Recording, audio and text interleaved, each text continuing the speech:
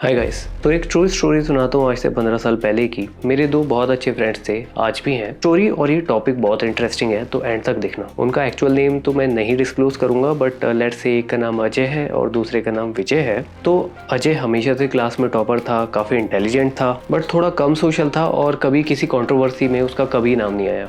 On the other side विजय पढ़ने में तो बिल्कुल नहीं था। उसका फंडा था कि बस कैसे भी पास हो जाए। कोई ऐसी कंट्रोवर्सी नहीं होती थी जहां उसका नाम नहीं होता था, बट हाँ सोशल बहुत था। दोस्त बनाने में वो माहिर था एकदम। तो अगर मैं आपसे पूछूं कि 15 साल बाद यानी कि आज कौन ज़्यादा सक्सेसफुल रहा होगा, तो आप किसका नाम लेंगे? और हाँ, वन मोर पॉइंट, सक्सेस की डेफिनेशन हर किसी की अलग होती है। तो यहाँ मैं बात कर रहा हूँ success in terms of money and fame. तो coming back to the point, answer है विजय, जो पढ़ने में इतना कुछ खास नहीं था, बट उसकी सोशल कनेक्टिविटी बहुत अच्छी थी। आज के टाइम में विजय के मल्टीपल बिजनेसेस हैं और वो थोड़ा पॉलिटिकली भी एक्टिव है। And on the other side Ajay भी सक्सेसफुल है। ऐसा नहीं है कि वो कहीं जॉब नहीं कर रहा है या अनएम्प्लॉयड है, वो एक अच्छी IT कंपनी में जॉब कर रहा है। बट अगर कंपेयर करें तो अजय की विजय से लेस अर्निंग है और लेस फेम है। अगेन सक्सेस के क्राइटेरियाज डिफरेंट होते हैं, बट यहाँ सिर्फ अर्निंग और फेम के ऊपर बात हो रही है। तो यहीं पर पहला पॉइंट आता है कि who you know matter the most rather than what you know। विजय से मेरा डिस्कशन होता था, वो मुझे बताता था कि उसने मल्टीपल डील्स क्रैक की बिजनेस में सिर्फ अपने सोशल कनेक्शंस की वजह से। ऑन द अदर साइड जब मेरा अजय से डिस्कशन होता था तो वो बताता था कि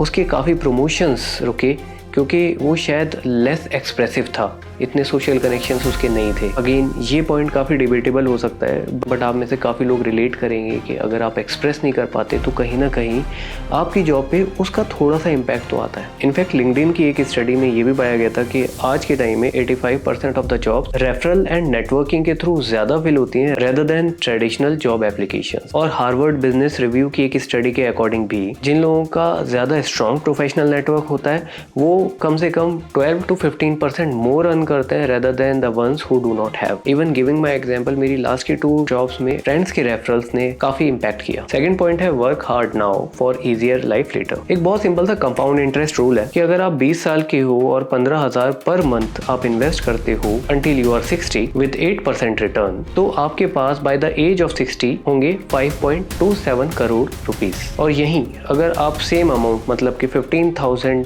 इन्वेस्ट करोगे 8% रिटर्न पर from the age of 30 till 60, तो आपके पास होंगे सिर्फ 2.25 करोड़ रुपीस। तो 3.02 करोड़ का डिफरेंस है फ्रॉम 20 to 30, अगर आप 20 की जगह 30 में इन्वेस्ट करना स्टार्ट करते हैं। बट ये बात सिर्फ फाइनेंस तक रिलेटेड नहीं है। काफी स्टडीज जैसे कि जर्नल ऑफ लेबर इकोनॉमिक्स और स्टैनफोर्ड की स्टडी ये शो करती है कि जो लोग अपने 20s एंड 30s में हार्ड वर्क करते हैं उनको लेटर डाउन लाइफ में better financial stability and health के काफी हाई चांसेस रहते हैं। Third most important point is start working out on your fitness and diet from early 20s। और अगर 20s में नहीं भी हुआ है तो भी आप लेट नहीं है। तो British journal of sport medicine के अनुसार जो लोग अपने अर्ली 20s एंड टीनेज में एक्सरसाइज करना स्टार्ट कर देते हैं उनको 40% लोअर रिस्क रहता है क्रोनिक हार्ट डिजीजेस का। एक दूसरी स्टडी अमेरिकन हार्ट एसोसिएशन ये दिखाती है कि जो लोग अपने अर्ली 20s में रेगुलर कार्डियो और स्ट्रेंथ ट्रेनिंग करते हैं उनको 60% कम चांस रहता है of developing high blood pressure, cholesterol issues and heart related problems by their 40s and 50s। Even coming back to me, मैंने भी सीरियस वर्कआउट स्टार्ट कर दिया था from early 20s and now I am 36,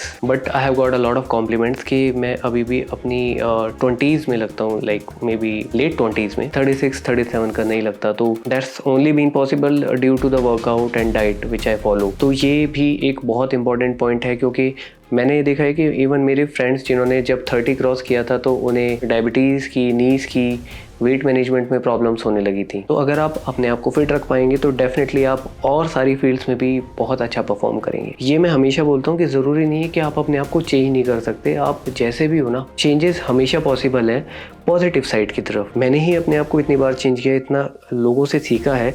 and it's not about learning only from the elders, it's about learning from everyone, but important is positive learning. हर किसी से कुछ ना कुछ आप सीख सकते हो। तो इन कंक्लूजन ये 3 पॉइंट्स हमेशा याद रखिए। Who you know matter the most rather than what you know, work hard now for easier life later on, start working out on your diet and fitness. I hope ये video आपको पसंद आया हो और like, share and subscribe करें क्योंकि future में और भी इंटरेस्टिंग वीडियोस पाइपलाइन है। और अगर आपको कोई फीडबैक देना है तो डेफिनेटली कमेंट्स में बताएं हमें कि how we are doing. I hope you and your family will be safe till then. Good bye.